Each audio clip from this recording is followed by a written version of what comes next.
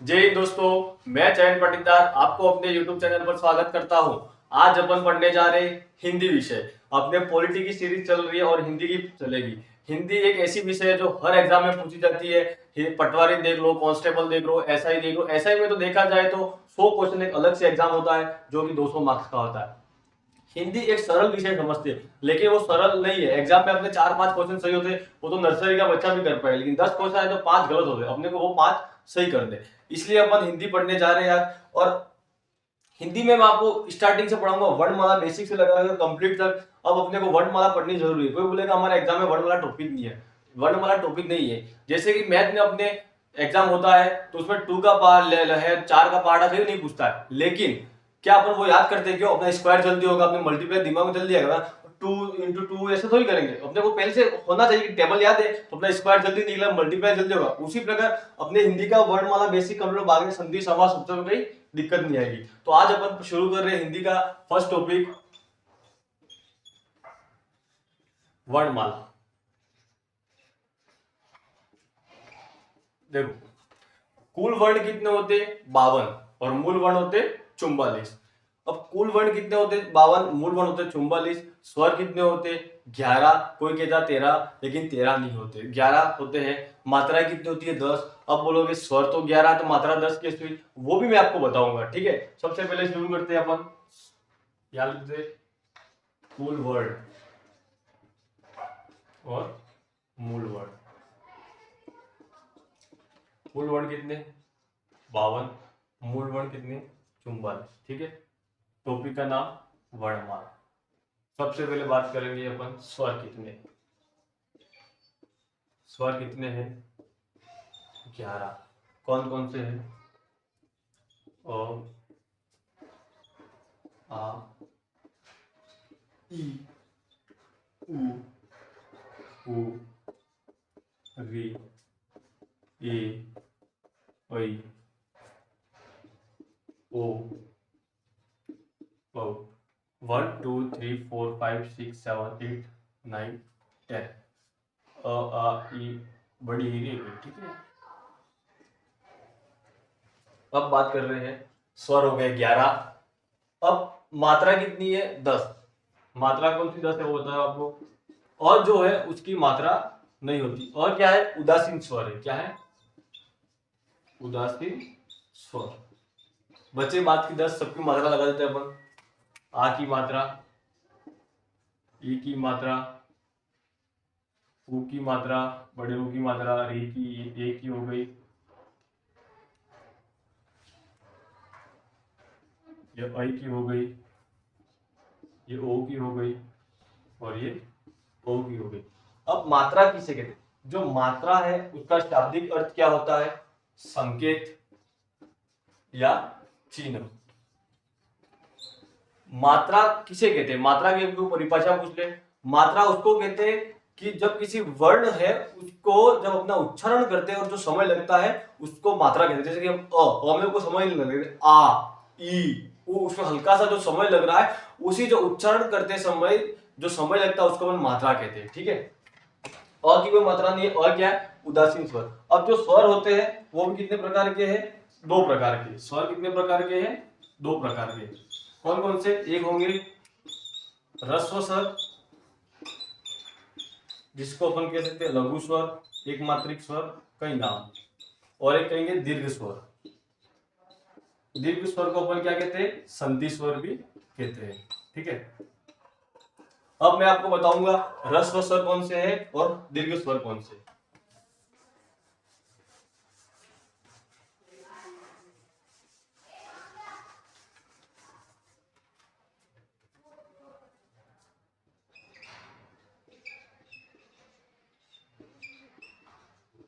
ह्रस्व स्वर मतलब मैंने आपको पहले बोल दिया, जिसका नाम लघु स्वर है, एक मात्रिक। कौन कौन से आप खुद देखो। क्या एक बार अपने वापस बोल एक स्वर। तो आ, ई, उ, ई, ओ, ओ, ठीक है। और क्या है? छोटा, यानी ह्रस्व स्वर। ई हो गया, ऊ हो गया और री हो गई। ये जो चार है वो ह्रस्व स्वर है, अ ई उ और री। अब शुरू करते हैं अपन दीर्घ स्वर। दीर्घ स्वर 7। टोटल स्वर कितने हैं? 11। चार तो ये बच गए, बचे कितने? 11। लेकिन दीर्घ स्वर भी दो प्रकार के होते हैं, एक होता है यौगिक स्वर और एक होते हैं संयुक्त स्वर। मैं आपको बाद में पढ़ाऊंगा, उसको कहेंगे संयुक्त व्यंजन। देखो एग्जाम में क्वेश्चन पूछेगा कभी भी निम्न में से संयुक्त स्वर कौन सा है, चार तो तीन देगा व्यंजन और एक स्वर देगा, उसमें हमेशा कंफ्यूजन होता है। ध्यान रखना, संयुक्त स्वर अलग है, संयुक्त व्यंजन भी अलग है दोनों, पर दोनों डिफरेंट है। ठीक है, अब संयुक्त स्वर कौन से वो बताऊंगा। दीर्घ स्वर दो प्रकार के हो गए ना, एक तो हो गया यौगिक स्वर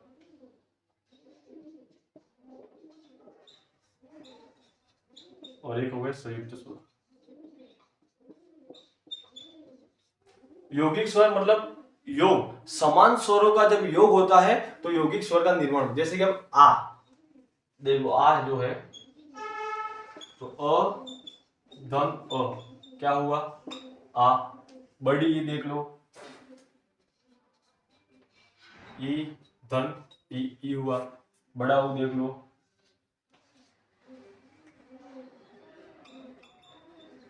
ऊ धन ऊ। ठीक है, कितने हो गए? 3। 7 थे, देखो ह्रस्व स्वर 4 है तो बचे कितने? 7। वो क्या? दीर्घ स्वर, जिसको अपन संधि स्वर भी कहते हैं। अब वो 11 पर वो भी दो प्रकार है, यौगिक स्वर और संयुक्त स्वर। यौगिक स्वर किसके?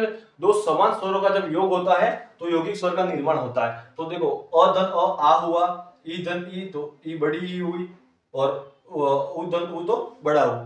ठीक है, तो 3 जो हुए वो यौगिक स्वर हुए। अब बचे जो वो क्या? वो संयुक्त स्वर। संयुक्त स्वर मतलब असमान स्वरों का जब मिलन होता है तो संयुक्त स्वर का निर्माण होता है। जैसे कि अब क्या बचा इसमें, अपने ए ऐ और औ 4 बचे। ठीक है, ए ऐ ओ और ओ। जब देखो असमान स्वरों का मिलन, अ धन ई क्या होगा? ए। अ धन ए का क्या होगा? ऐ। अ धन ओ का क्या होगा? ओ। और धन ओ को क्या हुआ? ओ। देखो असमान स्वरों का मिलन होता है तब संयुक्त स्वर का निर्माण होता है। अ भी अलग स्वर है और ई भी, हालांकि है तो दोनों स्वर, लेकिन मैंने कहा असमान स्वरों का, यहाँ बोला गया समान स्वरों का। अ भी सेम है और अ भी सेम, तो उसका हुआ समान स्वर और ये असमान स्वरों का। तो अ धन ई ए हुआ, अ धन ए तो ए हुआ, ई हुआ, ओ का होगा अ धन उ और ओ का होगा अ धन ओ। ठीक है, ये कंप्लीट हो गया। संयुक्त स्वर कितने हुए? 1 2 3 4। यौगिक स्वर कितने हुए? 3। टोटल कितने हो गए? 7। ह्रस्व स्वर कितने थे? 4। 4 + 7 कितने हो गए? 11। टोटल स्वर कितने बताए थे मैंने आपको? 11। ठीक है, अब बात करेंगे, दो बचे। सब मन में लग रहा होगा कि अम और अ स्वर है, ध्यान रखना। ठीक है, मैं बता रहा हूं।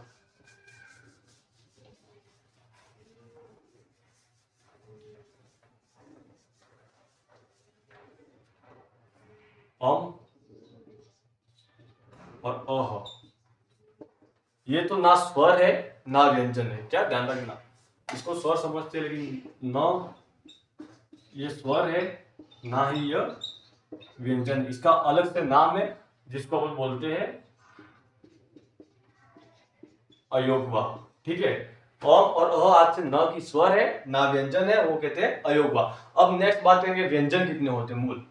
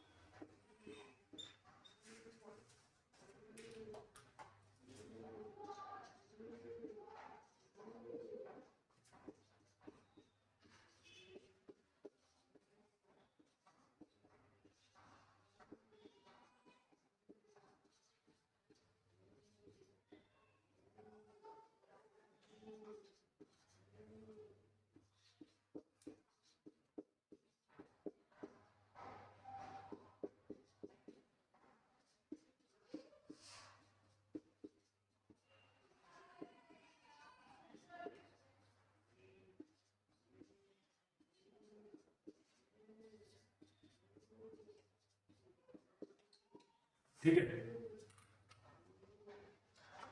1 2 3 4 5, पांचों वर्ग कितने हैं? 5 5 वर्ण। क वर्ग, छ वर्ग, ट वर्ग, त वर्ग और प वर्ग। क वर्ग को क्या बोलते हैं? कंठव्य। छ वर्ग को बोलते हैं तालव्य, मूर्धन्य, दंत्य और ओष्ठ्य। क वर्ग को कंठव्य, च वर्ग को तालव्य, ट वर्ग को मूर्धन्य, त वर्ग को दंत्य, प वर्ग को ओष्ठ्य।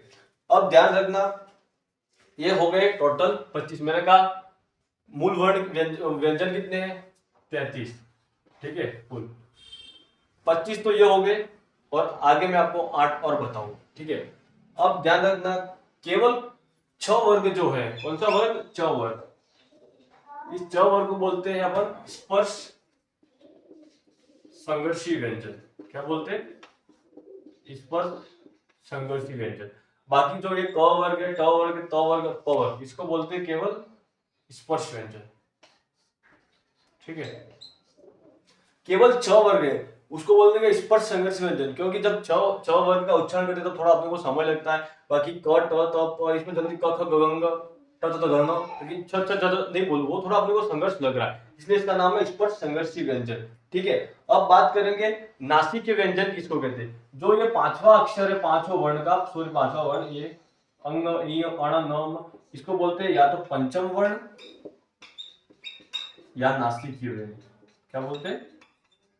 नासिकीय। ठीक है, अब बताऊंगा मैं अंतस्थ व्यंजन क्या होते हैं, ऊष्म व्यंजन क्या होते हैं और संयुक्त व्यंजन क्या होते हैं।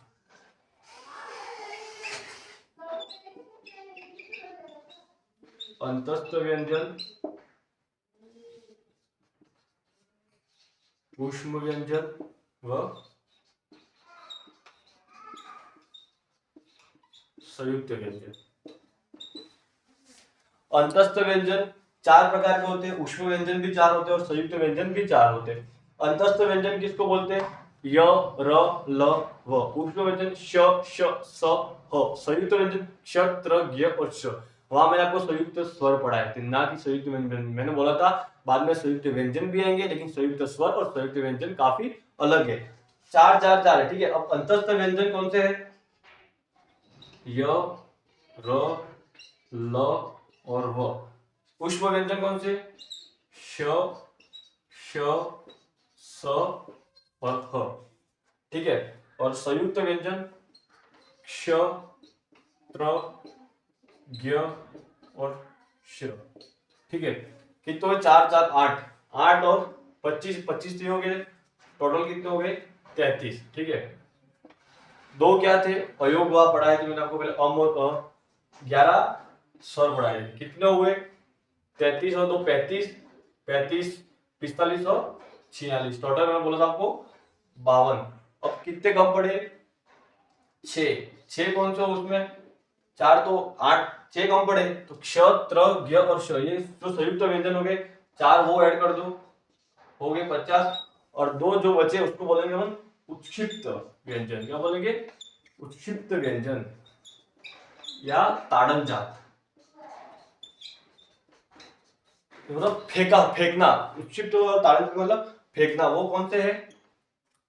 अड और अड, ड और अड। अब आप बोलोगे कि यहाँ लिखे डड, यहाँ नीचे मैंने ध्यान रखना कोई बिंदी नहीं की है, या बिंदी। अब इसको बिंदी नहीं बोलते, अगर इसको बिंदी बोलते हैं तो किसी का नाम लिखे तो ऊपर भी बिंदी लिखते, तो फिर दोनों का उच्चारण तो अलग निकल रहा है, तो फिर उसको भी सबको ऊपर लिखते, नीचे लिखने की जरूरत नहीं है। लेकिन इसको क्या बोलते हैं? नुक्ता बोलते हैं। ठीक है, जो नीचे और ऊपर जो लगती है बिंदी बोलते हैं उसको अनुस्वर कहते हैं, ना कि बिंदी। तो 52 हो गए। 2 देखो, 4 अंतस्थ व्यंजन, 4 ऊष्म व्यंजन, 8 4 संयुक्त व्यंजन, 2 उत्क्षिप्त व्यंजन। ठीक है, 11 स्वर हो गए, 2 क्या हो गए? अयोग हुआ। 33 ये व्यंजन हो गए यहाँ तक, 4 जो संयुक्त व्यंजन प्लस 2 ताड़न जात, हो गए कुल 52। अब मैं बताऊंगा आपको अघोष क्या है, सघोष क्या है, अल्प प्राण क्या है, महाप्राण क्या है। ठीक है,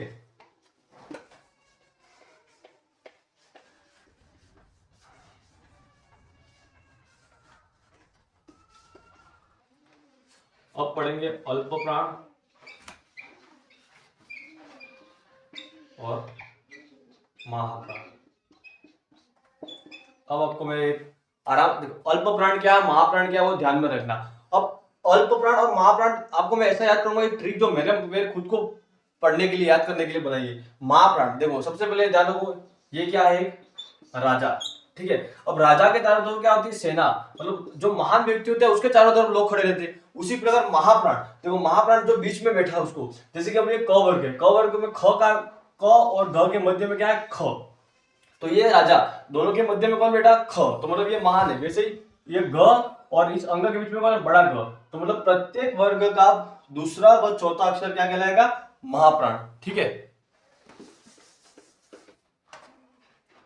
दूसरा व चौथा क्या कहलाएगा, महाप्राण कहेगा प्रत्येक वर्ग का। और बचा क्या, पहला, तीसरा और पांचवा, ये क्या है, अल्प प्राण, ठीक है। अब और क्या क्या अल्प प्राण है और महाप्राण क्या है, सभी स्वर प्लस य र ल व, और इसके है श श स और ह, ठीक है। ये हो गया अल्प प्राण, क्या हो गया, महाप्राण क्या हो गया, ये सारे इसमें हो गए, श श स ह और य र ल व। कितने हुए सभी स्वर, 11, य र ल व 4 ये हो गए, और पे 1 3 5 तो 15 ये हो गए, टोटल हो गए 31, ठीक है। ये अल्प प्राण महाप्राण हो गया। अब अघोष क्या है, सघोष क्या है, वो बताऊंगा।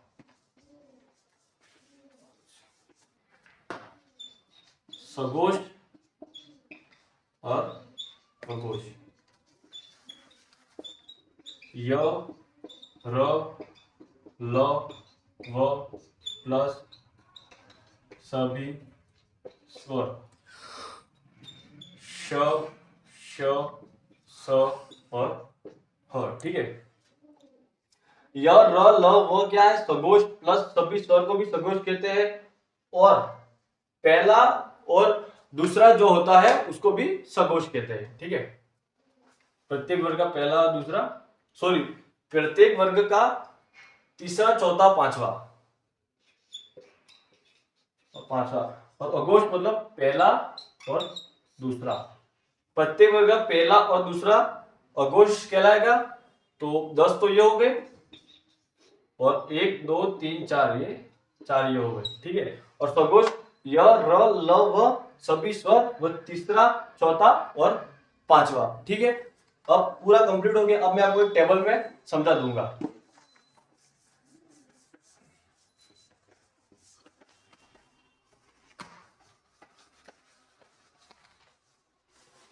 अब ये टेबल ध्यान से देखना, मैंने कहा था कुल वर्ड कितने 52 और मूल वर्ड कितने 44, इसका सारा मैं आपको एक टेबल में कंप्लीट कर दूंगा। सबसे पहले अपन ने क्या पढ़ा था, 11 स्वर, ठीक है। फिर क्या पढ़ा आपने, 2 अयोगवाह, ठीक है। फिर क्या पढ़ा था आपने, 33 व्यंजन मूल, ठीक है। उसके बाद क्या पढ़े थे अपन ने, 4 संयुक्त व्यंजन और 2 ताड़न, ठीक है। कितने हुए, 11 प्लस 2 प्लस 33 प्लस 4 प्लस 2, 33 और 2 35, 35 और 4 39, 41, 40 41 और 11 कुल हो गए 52, ठीक है। अब बात करेंगे मूल वर्ड कौन से होते हैं। तो जो मूल वर्ड होंगे वो होंगे अपने 11 स्वर और 33 ये, इसको बोलते हैं अपन मूल वर्ड, जो कि हो गए 44, ठीक है। ये 11 क्या थे अपने स्वर, 2 क्या थे अयोगवाह, ये 33 जो मैंने क ख ग घ 5 और नीचे 8 बताए थे, अंतस्थ व्यंजन य र ल व उष्म व्यंजन श श स, वो ये होगी 33, ठीक है। 4 क्या बचे, संयुक्त व्यंजन, ठीक है। और 2 ताड़नजात, उच्छिष्ट, फेंकना, अड और अड, ठीक है। टोटल हो गए 52। और जो 44 बोले तो वो इसमें 11 स्वर और 33 जो है उसको अपन बोलते हैं मूल वर्ड। धन्यवाद, जय हिंद। वीडियो अच्छा लगा लाइक करें, शेयर करें, कमेंट करें।